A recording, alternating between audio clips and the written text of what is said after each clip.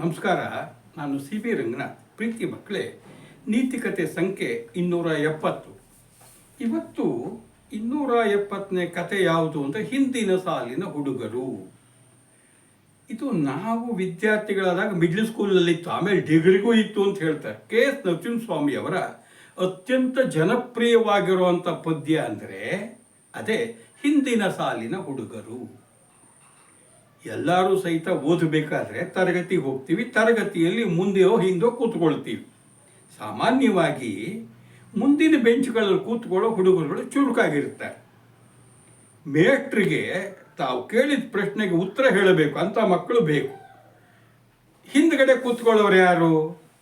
ಯಾರಿಗೆ ಸರಿಯಾಗಿ ಮೇಷ್ಟ್ರು ಪಾಠ ಮಾಡಿದ್ದು ತಲೆಗೆ ಹೋಗಲ್ಲ, ಚುರುಕು ಬುದ್ಧಿ ಇರಲ್ಲ, ಅವರೆಲ್ಲ ಮೇಷ್ಟ್ರು ಕೇಳೋ ಪ್ರಶ್ನೆ ತಪ್ಪಿಸ್ಕೊಳ್ಳೋಕ್ಕೆ ತಲೆ ತಗ್ಗಿಸ್ಕೊಂಡು ಹಿಂದ್ಗಡೆ ಕೂತಿರಬೇಕು. ನಾನು ಹಿಂದ್ಗಡೆನೇ ಕೂತಿರ್ತಿದ್ದೆ. ಅವಾಗೆಲ್ಲ ತಮಾಷೆ ಮಾಡ್ತಿದ್ರು. ಏನದು? ಹಿಂದ್ಗಡೆ ಕೂತ್ಕೊಳ್ಳೋರು LLBಗಳು ಅಂತ. ಏನು LLBಗಳು? ಲಾಯರ್ ಅಲ್ಲ, loafers of the locked bench ಅಂತ. ಹಿಂದ್ಗಡೆ ಕೂತ್ಕೊಳ್ಳೋರೆಲ್ಲ ಅಪಾಪೋಲಿಗಳು, ಜಾಡ್ರು ಅಂತ. ಆದರೆ ಮಕ್ಕಳೇ, ಇಲ್ಲಿ ಶಾಲೆಯಲ್ಲಿ ಓದಬೇಕಾದ್ರೆ ಅವನು ಯಾರು ಚೆನ್ನಾಗಿ ಪಾಸ್ ಆಗ್ತಾನೆ, ವಿದ್ಯೆಯನ್ನು ಪಡಿತಾನೆ, ಒಳ್ಳೆ ಉದ್ಯೋಗ ಸೇರ್ತಾನೆ, ಅವನು ಸಮಾಜಕ್ಕೇನೋ ಕೊಡ್ತಾನೆ, ಒಳ್ಳೆ ರೀತಿ ಬದುಕ್ತಾನೆ, ದೇಶಕ್ಕೆ ಒಳ್ಳೆ ಪ್ರಜೆ ಆಗ್ತಾನೆ. ಇದು ಸರಿ. ಆದರೆ ಯಾರು ವಿದ್ಯೆಯಲ್ಲಿ ಹಿಂದುಳಿದಿರ್ತಾನೆ, ದಂಡಪಿಂಡ ಅನ್ನಿಸ್ಕೊಳ್ತಾನೆ, ಅವನು ನಿರುಪಯೋಗಿ ಅಲ್ಲ, ಯಾವ ಕೆಲಸಕ್ಕೂ ಉಪಯೋಗಕ್ಕೆ ಬರದೇ ಇದ್ದವನಲ್ಲ, ನಿಷ್ಪ್ರಯೋಜಕ ಆಗಲ್ಲ. ನಾನು ವಿದ್ಯಾರ್ಥಿಯಾದಾಗ ನನ್ನ ಜೊತೆಯಲ್ಲಿ ಇದ್ದವ್ರು ನೋಡಿದ್ದೀನಿ, ನಾನು ದಡ್ಡನೇ. ಆದರೆ ನಾನು 35 ವರ್ಷ ಅಧ್ಯಾಪಕನಾಗೂ ಸಹಿತ ದಡ್ಡ ವಿದ್ಯಾರ್ಥಿಗಳು ನೋಡಿದ್ದೆ. ಆದರೆ ಅವರಿವತ್ತು ಜೀವನದಲ್ಲಿ ಹೋಟ್ಲು, ಅಂಗಡಿ, ಕಾಂಟ್ರಾಕ್ಟ್ ಮಾಡಿಕೊಂಡು ಏನೇನೋ ಮಾಡ್ಕೊಂಡು ಜೀವನದಲ್ಲಿ ಚೆನ್ನಾಗಿದ್ದಾರೆ, ಮಂತ್ರಿಗಳು ಬೇರೆ ಆಗಿಬಿಟ್ಟಿದ್ದಾರೆ. ಹಾಗಿದ್ದಾಗ ಅದೇ ಉದ್ದೇಶವೇ ಇಟ್ಕೊಂಡಿರೋದು. ಪ್ರತಿಯೊಬ್ಬನಲ್ಲೂ ಓದಿನಲ್ಲಿ ಮುಂದಿಲ್ಲದಿದ್ರು ಯಾವುದೋ ಒಂದರಲ್ಲಿ ಮುಂದಿರ್ತಾನೆ, ಒಂದು ಬೆಳೀತಾನೆ. ಅದಕ್ಕೆ ಯಾರೂ ಸಹಿತ ಓದಿನಲ್ಲಿ ಹಿಂದುಳಿದವರು ತಾತ್ಸಾರದಿಂದ ಕಾಣಬಾರ್ದು ಅನ್ನೋದಕ್ಕೇ ಈ ಕವನವನ್ನು ನಮ್ಮ ನರಸಿಂಹಸ್ವಾಮಿಗಳು ಬರೆದಿರೋದು. ನೋಡ್ತಾ ಹೋಗೋಣ. ಹಿಂದಿನ ಸಾಲಿನ ಹುಡುಗರು. ಹಿಂದಿನ ಸಾಲಿನ ಹುಡುಗರು ನಾವು, ನಮಗೆಂದೆಂದಿಗೂ ಭಯವಿಲ್ಲ. ನಮ್ಮಿಂದಾಗದು ಶಾಲೆಗೆ ತೊಂದರೆ, ನಮಗೆಂದೆಂದಿಗೂ ಜಯವಿಲ್ಲ. ನೀರಿನ ಜೋರಿಗೆ ತೇಲದು ಬಂಡೆ, ಅಂತೆ ನಾವೀ ತರಗತಿಗೆ. ಪರೀಕ್ಷೆ ಎಂದರೆ ಹೂವಿನ ಚೆಂಡೆ, ಚಿಂತಿಸಬಾರದು ದುರ್ಗತಿಗೆ. ವರುಷವೂ ನಾವಿದ್ದಲ್ಲಿಯೇ ಹೊಸ ವಿದ್ಯಾರ್ಥಿಗಳಾಗುವೆವು. ಪುಟಗಳ ತೆರೆಯದೆ ತಟ ಓದದೆ ಬಿಸಿಲಿಗೆ ಗಾಳಿಗೆ ಮಾಗುವೆವು.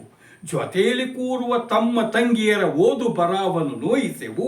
ನಮ್ಮಂತಾಗದೆ ಅವರಿ ಶಾಲೆಯ ಬಾವುಟವೇರಿಸಲೆನ್ನುವೆವು. ಸಂಬಳ ಸಾಲದ ಉಪಾಧ್ಯಾಯರಿಗೆ ಬೆಂಬಲವಾಗಿಯೇ ನಿಲ್ಲುವೆವು. ಪಾಠ ಪ್ರವಚನ ರುಚಿಸದೆ ಹೋದರೆ ಪಾಕಂಪಪ್ಪನು ಮೆಲ್ಲುವೆವು.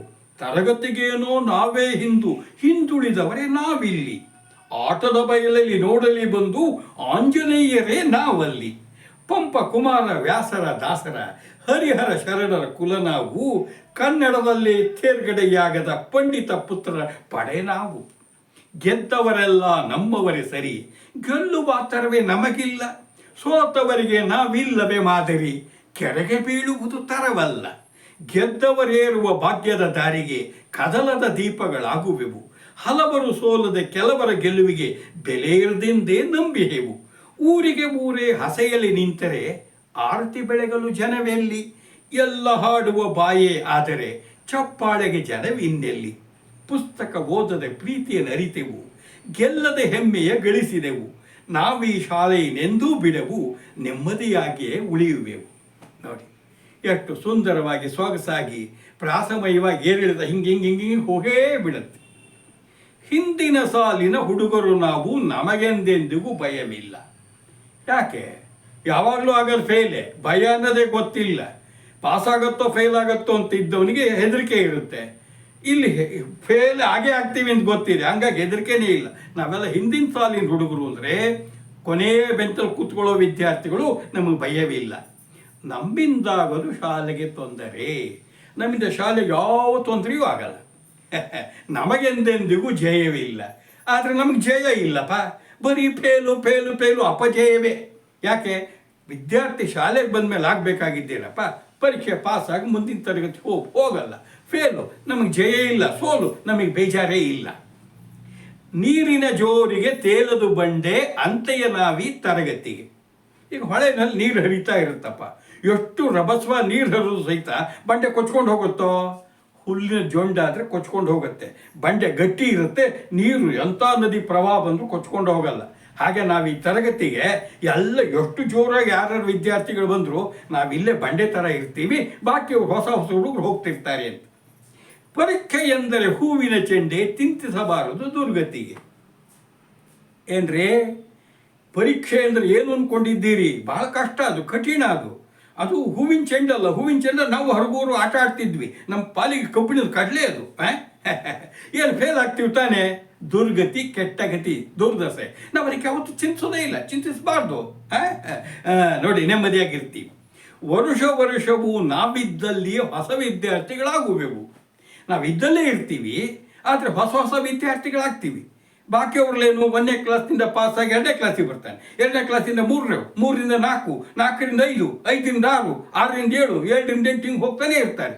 ನಾವು ಅಲ್ಲೇ ಇರ್ತೀವಿ, ಹೊಸ ಹೊಸೊಬ್ರು ಜೊತೆ ಸೇರಿಕೊಂಡು ಹೊಸ ವಿದ್ಯಾರ್ಥಿಗಳಾಗ್ತೀವಿ, ಹೊಸದಾಗಿ ಅಡ್ಮಿಷನ್ ಆಗ್ತೀವಿ ಅಷ್ಟೇ.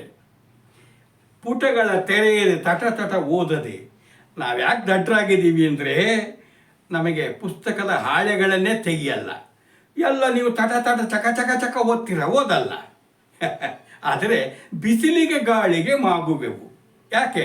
ತರಗತಿಯಲ್ಲಿ ಬಿಸಿಲು ಗಾಳಿ ಬರಲ್ಲ ಹೊರಗಡೆಗೆ, ನಾವಿರೋದು ಯಾವಾಗಲೂ ಆಟದ ಮೈದಾನದಲ್ಲಿ ಆಟ ಆಡ್ಕೊಂಡಿರ್ತೀವಿ. ಹಾಗಾಗಿ ನಾವು ಪಕ್ವಾಗ್ತಿದ್ದೀವಿ. ಹೇಗೆ? ಬಿಸಿಲು ಗಾಳಿಗೆ. ಜೊತೆಯಲ್ಲಿ ಕೂರುವ ತಮ್ಮ ತಂಗಿಯರ ಓದು ಬರಹವನ್ನು ನೋಯಿಸೆವು.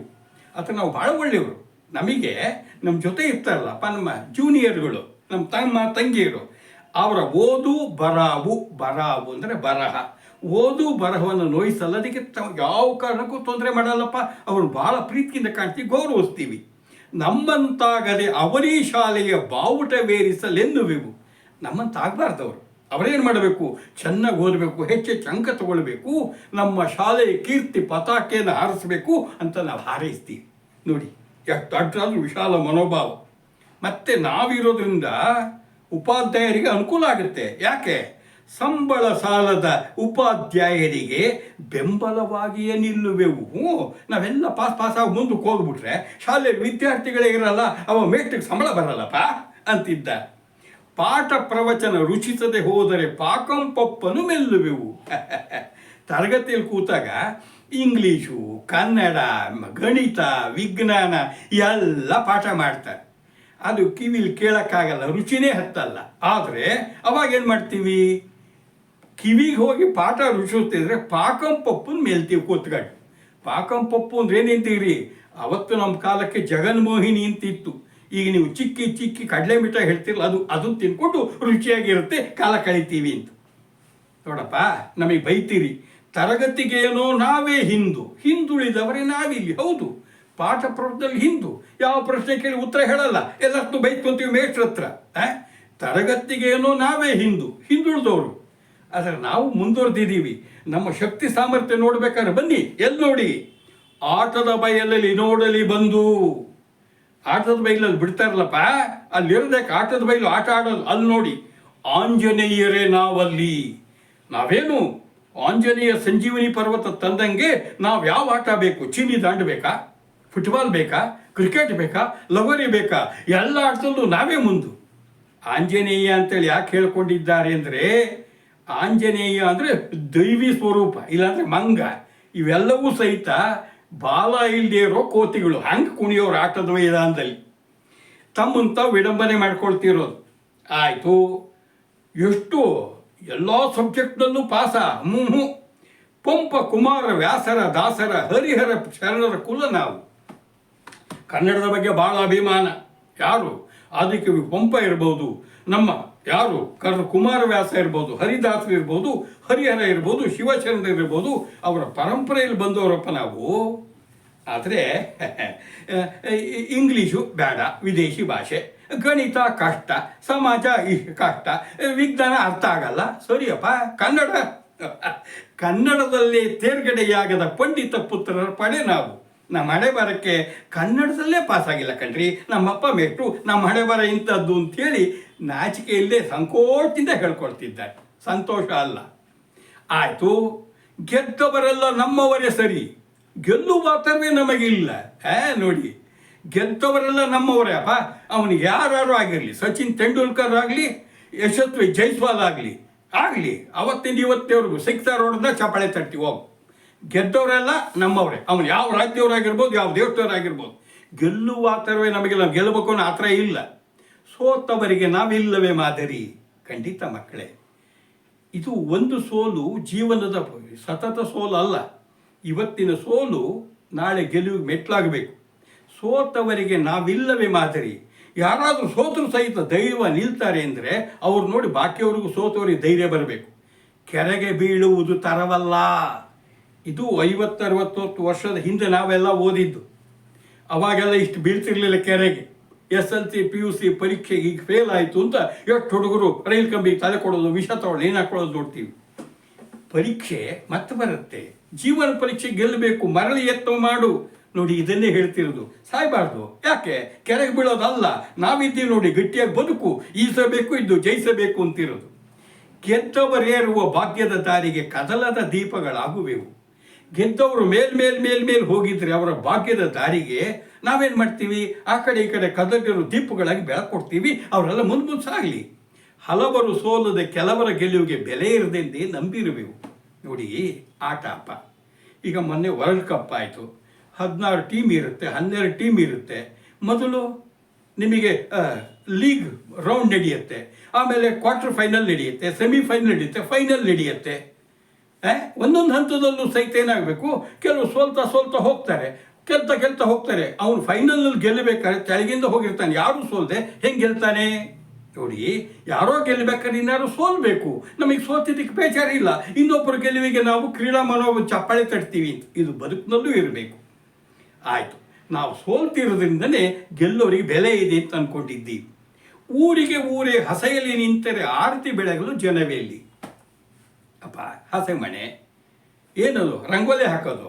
ಅಲ್ಲಿ ಯಾರು ಕೂಡ್ಸಿರ್ತಾರೆ? ವಧುವರು ಕೂಡ್ಸಿರ್ತಾರೆ. ಅವರಿಗೆ ಮದುವೆ ಆಗಬೇಕು, ಆರತಿ ಆಗಬೇಕು, ಹೌದಾ? ಆದರೆ ಹಸೆ ಮನೆ ಮೇಲೆ ವಧುವರಿದ್ದರೆ ಅಲ್ಲಿರೋ ಮುತ್ತೈದೆಯರೆಲ್ಲ ಆರತಿ ಎತ್ತುತ್ತಾರಪ್ಪ. ಊರಿನಲ್ಲಿರೋ ಜನ ಎಲ್ಲ ಹಸೆ ಮನೆ ಮೇಲೆ ಕೂತ್ರೆ ಆರತಿ ಮಾಡೋಕ್ಕೆ ಜನ ಎಲ್ಲಿ? ಎಲ್ಲರೂ ಸಹಿತ ಈಗ ಆಯ್ತಪ್ಪ, ಎಲ್ಲ ಹಾಡುವ ಬಾಯಿ ಆದರೆ ಚಪ್ಪಾಳೆಗೆ ಜನವಿನ್ನೆಲ್ಲಿ? ಈಗ ಒಬ್ಬರು ಇಬ್ಬರು ಹಾಡು ಹೇಳ್ತಾರೆ, ಭಾಳ ಚೆನ್ನಾಗಿ ಚಪ್ಪಾಳೆ ತಟ್ಟಿ ಅವ್ರು ಹುರಿದು ಮುಗ್ತೀವಿ. ಆದರೆ ಎಲ್ಲರೂ ಸಹಿತ ಹಾಡ್ತಾ ಇದ್ದರೆ ಚಪ್ಪಾಳೆ ತಟ್ಟ ಜನ ಬೇಡವಾ? ಹಂಗೆ ನಾವು ಏನಾಗಬೇಕು? ಯಾರೋ ಗೆಲ್ಲಬೇಕು ಅಂದರೆ ನಮ್ಮಂಥವ್ರು ಸೋಲ್ಬೇಕು, ಯಾರೋ ಹಾಡಬೇಕು ಅಂದರೆ ಚಪ್ಪಾಳೆ ತಟ್ಟಬೇಕು. ಹಸೆ ಮನೆಯಲ್ಲಿದ್ದಾರೆ ನಾವು ಆರತಿ ಮಾಡೋಕ್ಕಿದ್ದೀವಿ, ಅವರ ಕೀರ್ತಿ ಹೆಚ್ಚಕ್ಕಿದ್ದೀವಿ ಅಂಥೇಳಿ ವಿಶಾಲ ಮನೋಭಾವವನ್ನು ತೋರಿಸ್ತಾ ಇದ್ದಾರೆ. ಪುಸ್ತಕ ಓದದೆ ಪ್ರೀತಿಯನ್ನು ಅರಿತೆವು. ನಾವು ಪುಸ್ತಕ ಓದಿಲ್ಲ, ಆದರೆ ಪ್ರೀತಿಯನ್ನು ಅರ್ಥ ಮಾಡ್ಕೊಂಡಿದ್ದೀವಿ. ಗೆಲ್ಲದೆ ಹೆಮ್ಮೆಯ ಜಯ ಗಳಿತೀವಿ, ನಾವು ಸೋಲ್ತಾನೆ ಇದ್ದೀವಿ. ಆದರೆ ಬೇರೆಯವ್ರು ಗೆದ್ದಿರೋದನ್ನು ನೋಡಿ ನಾವು ಹೆಮ್ಮೆ ಪಡ್ತೀವಿ. ನಾವೀ ಶಾಲೆಯನ್ನೆಂದೂ ಬಿಡೆವು. ನಾವು ಶಾಲೆಯನ್ನು ಯಾವತ್ತೂ ಬಿಡೋಲ್ಲ. ಪಾಸಾದವರು ಬಿಟ್ಟು ಹೋಗ್ಬಿಡ್ತಾರೆ, ನಾವು ಬಿಡಬಾರ್ದು. ಕಾಲೇ ಬಗ್ಗೆ ಭಾಳ ಪ್ರೀತಿ, ಅದಕ್ಕೆ ಇಲ್ಲಿದ್ದೀವಿ. ನೆಮ್ಮದಿಯಾಗಿಯೇ ಉಳಿವೆವು, ನಾವು ನೆಮ್ಮದಿಯಾಗೇ ಉಳಿತೀವಿ. ಮಕ್ಕಳೇ, ಇದು ತುಂಬ ತಮಾಷೆಯಾಗೇ ನಮ್ಮ ನರಸಿಂಹಸ್ವಾಮಿಯವರು ಬರೆದಿರೋದು. ಆದರೆ ಇವತ್ತು ನಮ್ಮ ಪರೀಕ್ಷೆ ವ್ಯವಸ್ಥೆ ಬದಲಾಗಿದೆ. ನೀನು ಬೇಡ ಬೇಕು ಅಂತೀವಿ, ಪರೀಕ್ಷೆನೇ ಇಲ್ಲದೆ ಮುಂದಕ್ಕೆ ಹಾಕಿಬಿಡ್ತಾರೆ. 1ನೇ ತರಗತಿ 7ನೇ ತರಗತಿಗಳು ಬಂದು ಬಿಡ್ತಾರೆ. ಹಾಗಾಗಿ ಹಿಂದಿನ ಥರ ಇಲ್ಲ, ಅಲ್ಲಿ ಕೂತ್ಕೊಳ್ಳೋಕ್ಕಾಗಲ್ಲ, ಕೂತ್ಕೊಂಡ್ರೆ ಅವ್ರು ಬಿಡೋದೇ ಇಲ್ಲ, ಮುಂದಿನ ತರಗತಿಗೆ ಬರ್ತಾರೆ. ಆದರೆ ಒಟ್ಟು ಸತ್ಯ ಏನಪ್ಪ ಅಂದರೆ, ಪಾಸು ಫೇಲು ಜೀವನದ್ದು ಮುಖ್ಯ, ತರಗತಿದಲ್ಲ. ನಾವು ಯಾವ ಕಾರಣಕ್ಕೂ ಮುಖ್ಯ ಶಾಲೆ ತರಗತಿಯಲ್ಲಿ ಒಟ್ಟ ಕೂತು ಎಲ್ಲರ ಜೊತೆ ಬೆಳಿತೀವಿ. ಪ್ರೀತಿ ವಿಶ್ವಾಸ ಅನ್ನೋದು ಕಲಿಬೇಕು, ಜೊತೆಗೆ ಸ್ನೇಹ ಅನ್ನೋದು ಇರಬೇಕು, ಒಬ್ರಿಗೊಬ್ಬರು ಹೊಂದ್ಕೊಂಡು ಹೋಗಬೇಕು. ಈ ವಿದ್ಯಾರ್ಥಿ ಜೀವನ ತುಂಬ ಬಂಗಾರದಂಥ ಬದುಕು ಜೀವನ. ಅದು ಚೆನ್ನಾಗಿ ನೋಡ್ಕೊಳ್ಬೇಕು. ಯಾವತ್ತೂ ಕಲಿಕೆಯಲ್ಲಿ ಹಿಂದುಳಿದವ್ರನ್ನ ಯಾರು ಮುಂದುವರೆದಿರ್ತಾರೆ ಅವ್ರಿಗೆ ಹೇಳಿಕೊಟ್ಟು ಅವ್ರು ಮುಂದೆ ತೊಗೊಂಡು ಹೋಗೋ ಪ್ರಯತ್ನ ಮಾಡಬೇಕು. ಅದು ಮಾಡಿದಾಗ ಎಲ್ಲರೂ ಮುಂದಕ್ಕೆ ಹೋಗ್ಬೋದು. ಫೇಲ್ ಆದರು ಅಂತೇಳಿ ಅವ್ರನ್ನ ಯಾವತ್ತೂ ಹೇಳಿಸ್ಬೇಡಿ. ಯಾಕೆ? ಜೀವನ ಪರೀಕ್ಷೆಯಲ್ಲಿ ಪಾಸಾಗಿ ಅವರು ಜಯಗಳಿಸ್ತಾರೆ. ಎಲ್ಲರಿಗೂ ಒಳ್ಳೆಯದಾಗಲಿ. ನಮಸ್ಕಾರ.